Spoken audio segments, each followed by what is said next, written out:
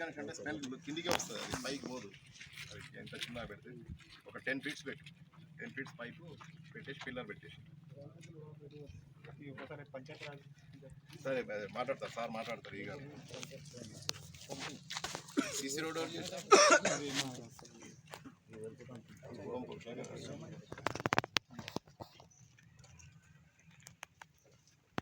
వర్షాకాలం మొత్తం నీళ్ళు వస్తాయి అన్న, అక్కడ కింద మొత్తం నీళ్ళల్లో మొత్తం డౌన్ ఉన్నది. సరే యాక్చువల్లీ మొన్న వర్షం చాలా వచ్చింది కదా, వర్షం వచ్చి ఒక చుక్క నీళ్ళు కూడా నీళ్ళు ఆగలేదు. ఎందుకు ఆగలేదు? నేను చూడలేదు, నేను తీయలేదు.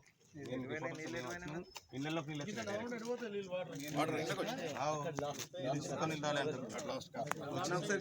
ఫ్లో అయిపోతుంది, ఆగవు నీళ్ళు.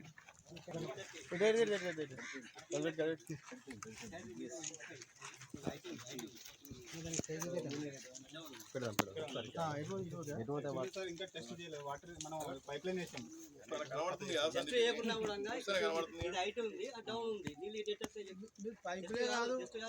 పైపులే కాదు, రోడ్ కన్నా ఇల్లు కడతారా కట్టేది. ఆల్రెడీ రోడ్ ఎప్పుడైతే రోడ్ కన్నా ఇల్లు ఎత్తుండాలి.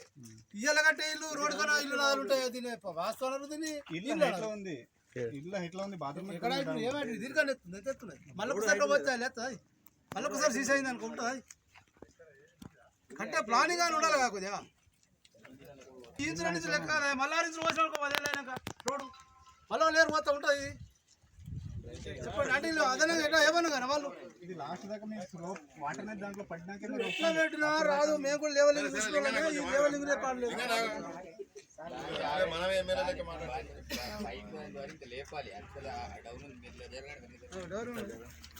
జరగాలి యాక్చువల్లీ వాస్తవంగా వీళ్ళు ఏదో మామూలు కనెక్షన్ ఆ లెవెల్లో డైరెక్ట్ డౌన్ రావాలి. వాడు అక్కడ కొంచెం హైట్ లేపుకొని ఇక్కడ స్లో పెట్టుకున్నాం. అంటే నా గది ఉంది చూడు, ఆ లెవెల్లో వస్తే వాటర్ ఇట్ వస్తుంది, లేకపోతే రాదు. మీరు ఇట్లా పెట్టినాడు పైప్ ఇట్లా పెట్టినాను కదా, మీరు ప్రతి బెనిఫిషియర్స్ కి వాటర్ వేసి దాంట్లో రేంజర్ పడినాకనే మనం సక్సెస్ఫుల్ గా హ్యాండ్ ఓవర్ చేస్తాం. అంత లోపల ఏం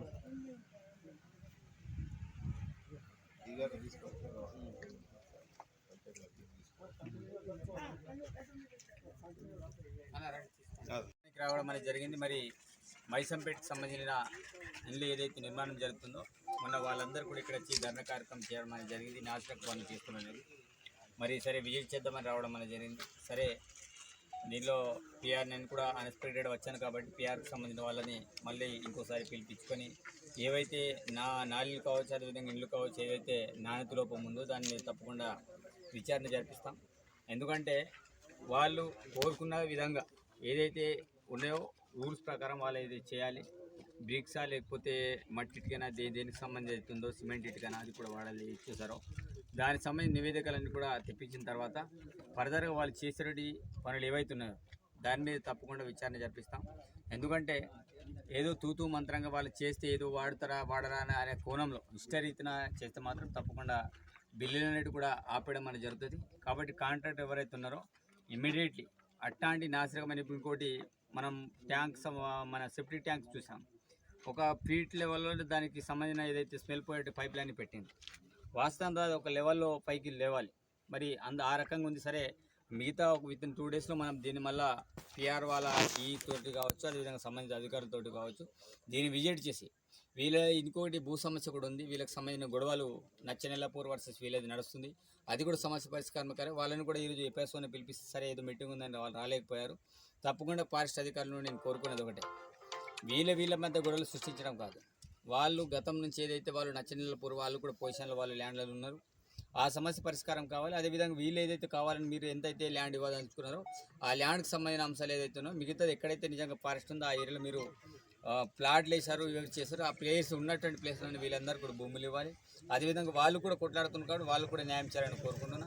తప్పకుండా పిఆర్ సంబంధించిన అధికారులు ఇమ్మీడియట్లీ దీని మీద ఇమ్మీడియట్లీ వచ్చేసి దీనికి సంబంధించిన నాణ్యత విషయంలో తప్పకుండా ఇమ్మీడియట్లీ ఎంక్వైరీ చేసి దానికి సంబంధించిన రిపోర్ట్లన్నీ కూడా మనకు సబ్మిట్ చేయాలని కూడా ఈ సందర్భంగా వారి విజ్ఞప్తి చేస్తున్నాం. సార్ ఈ రోడ్ నాసిరకంగా ఇసుక కానీ ఏదైతే పనికిరానటువంటి సిమెంట్ వాడుకొని ఎక్కడైతే యూజ్ చేశారో తప్పకుండా వాటన్నిటి కూడా బిల్లులు ఆపాలని నేను విజ్ఞప్తి చేస్తున్నాను. ఆపాల్సిందే కూడా.